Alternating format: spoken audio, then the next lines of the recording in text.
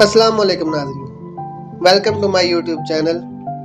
नाज़रीन, सुल्तान राही लॉलीवुड पर कई दहाइयों तक राज करने वाले एक अजीम अदाकार थे। उनकी गरजदार आवाज़ और पंजाबी लहजा उनके मद्दाहिन को पकड़े रखता था।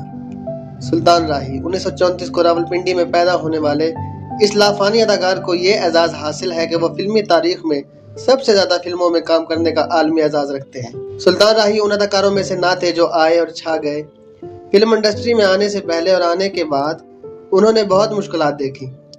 रावलपिंडी से वालिद की नाराज़ी मोल लेकर लाहौर किस्मत आजमाने आए, जहां खासे गैर मुआफ़िक हालात में ज़िंदगी गुजारना पड़ी। उन्होंने अपने फिल्मी कैरियर का आगाज़ 1956 में किया, ताहम उन्हें मकबूलियत आम फिल्म बशीरा से मिली। सुल्तान राही एक खुदा तरस इंसान थे। वो कई घरानों की किफ़ायत करते थे, गरीबों की मदद किया करते थे और सबसे बढ़कर बात, वो कई मुस्तहक बच्चियों के जहेज की रकम अपने जेब से अदा करके उनके घर बसाने में उनके वालिदैन की मदद भी करते थे।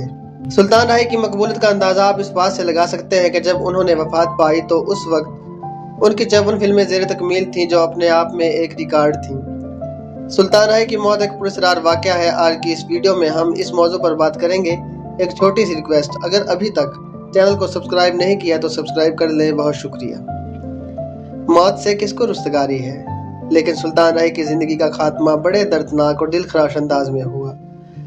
उनके कत्ल से मुतल्लिक कई रिवायात हैं। उनमें से एक रिवायत साबिक सफ़ीर और सुल्तान राही की कत्ल के वक्त SSP गुजरांवाला जमील अहमद खान ने अपनी किताब सिपाहगरी से सिफारतकारी तक में बयान की है। वो रकम तराज है।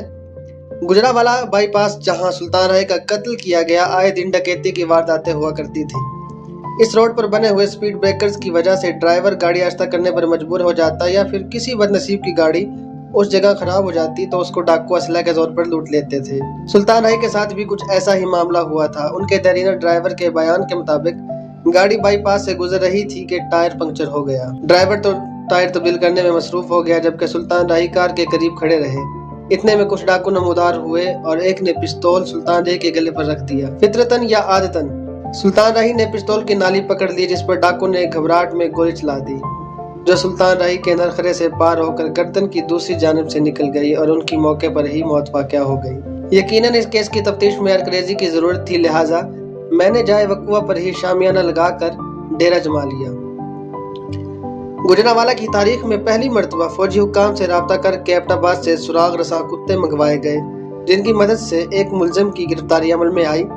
केस की अहमियत और हसासियत की बायस चंद ही दिनों में उसकी तफ्तीश लाहौर क्राइम ब्रांच के हवाले कर दी गई, जो कि पेशा वराना एतबार से दुरुस्त फैसला था। क्राइम ब्रांच के पास जितने वसाइल और ज़राए होते हैं, उसकी वजह से सियासी लोगों के मुलव्वस होने की भी तहकीकात करना आसान समझा जाता है। फिर सुल्तान राही कत्ल केस में सिर्फ डाकू की फायरिंग को ही मद्देनजर नहीं रखा गया, बल्कि उनके सियासी लोगों से मुलाकात को भी बहुत अहमियत दी गई। एक बात और वाज़ेह कर दूं कि उस वक्त पाकिस्तान पीपल्स पार्टी की हुकूमत थी और मेरा ताल्लुक भी बुनियादी तौर पर सिंध से है। ऐसे में इस केस को क्राइम ब्रांच के हवाले करने का फैसला हर एतबार से दुरुस्त था।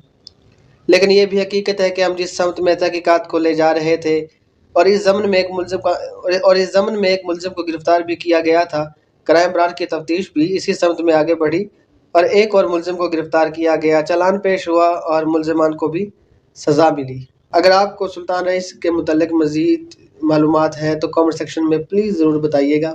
मेरी दुआ है कि अल्लाह पाक सुल्तान राही को गरीब के रहमत करें, आमीन। उम्मीद करता हूँ आज की हमारी वीडियो आपको पसंद आई होगी। अगर आपको हमारी वीडियोज़ अच्छी लगती हैं तो चैनल को सब्सक्राइब करें और कमेंट सेक्शन में फ़ीडबैक भी ज़रूर दें। बहुत शुक्रिया।